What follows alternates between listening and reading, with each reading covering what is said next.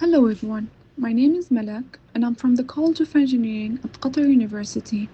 Today, I'll be presenting our work entitled Dynamic Task Allocation and Path Planning for Multi-UAV Disaster Search using Multi-Agent Reinforcement Learning.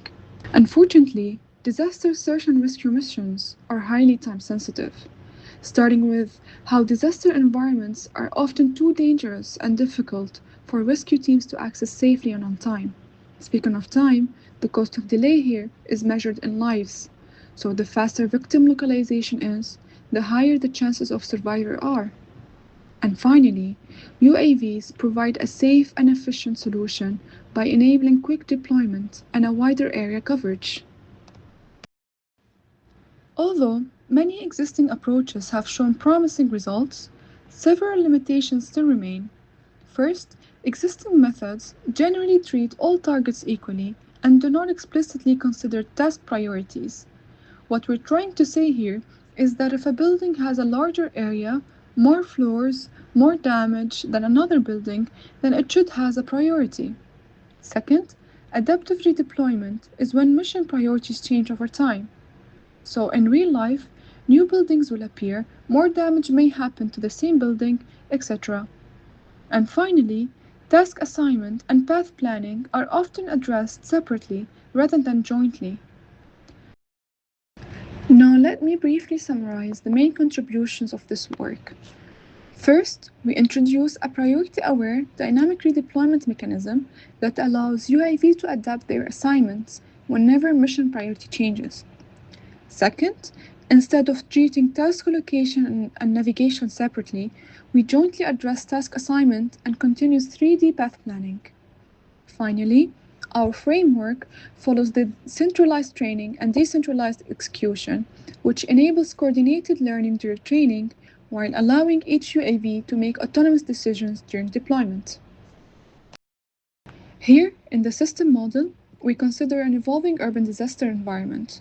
So buildings with severe damage are considered high priority targets, as shown in red, while partially damaged buildings correspond to lower priority targets, as shown in yellow. Restricted areas and obstacles are all parts of the environment that UAVs have to avoid. And the team of low-altitude UAVs would perform inspection at rooftop or at mid-height locations.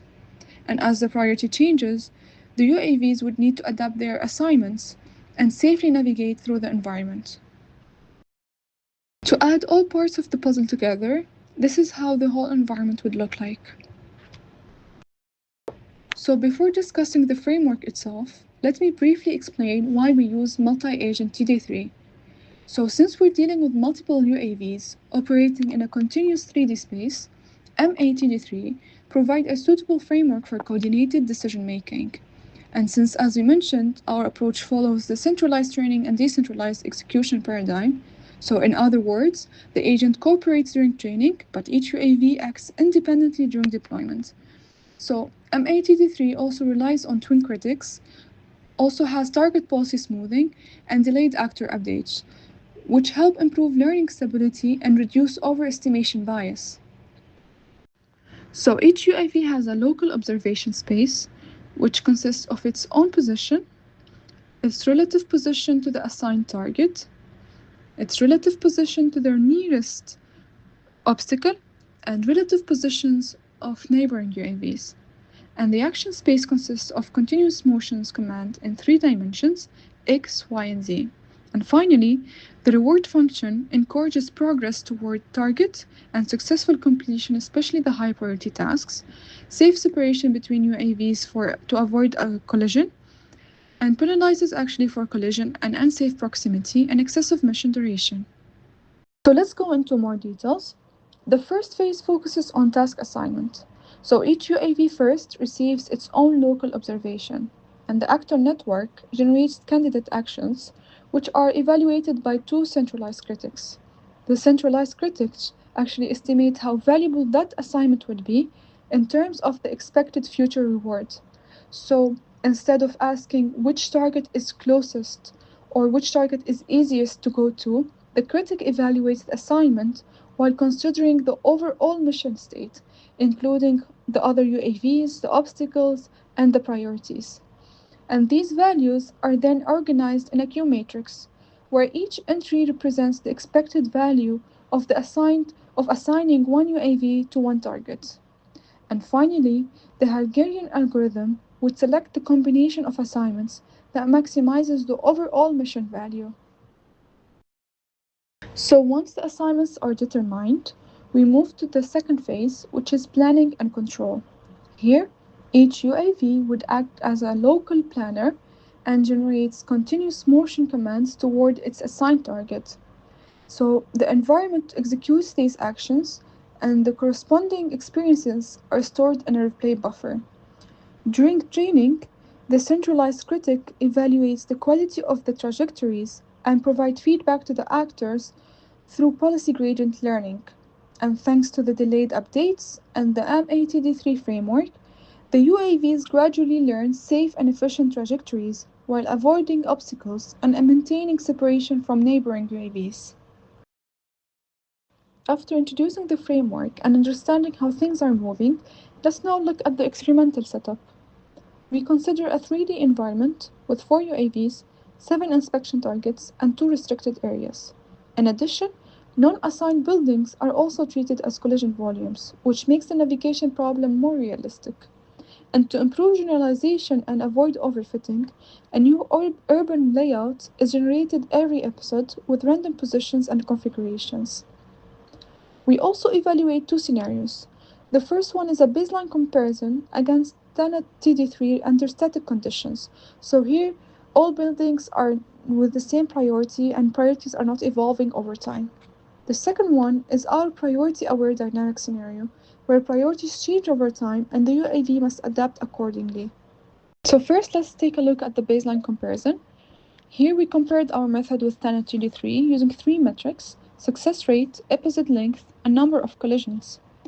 These are violin plots, which show the distribution of the results over all evaluation episodes, which are 200 here. So a narrower violin would indicate low variability and more consistent performance. Starting with success rate on the left, both methods achieve high success rate. However, MATD3, which is our method, exhibits slightly lower variance, indicating more stable behavior. In the middle figure, which shows the episode length, we can see that MATD3 generally require fewer steps to complete the mission, leading to more efficient trajectories. And finally, the collision plot on the right shows the most significant improvement. So compared with Tenet TD3, the proposed framework dramatically reduces both the number and variability of collisions. So overall, these results indicate that the MATD3 provides safer and more efficient multi-UAV coordination in the baseline scenario. And next, we evaluate the dynamic scenario. So on the left, we show the training conversions for both rooftop and mid-height inspection. In both cases, the success rate gradually increases and converges to nearly perfect performance. And on the right, we show an example of the rooftop scenario. Let me play the video for you, please. So when the priority changes during the mission, as we can see, the UAVs successfully adapt and redirect themselves toward the newly prioritized targets. And this demonstrates the effectiveness and the proposed priority-aware deployment mechanism. I wanted to briefly share with you the example of the mid-height inspection scenario. These are the four different views. It's the same concept, redeployment when priorities changes, but in this time, the UAVs would inspect from the mid-height of the building.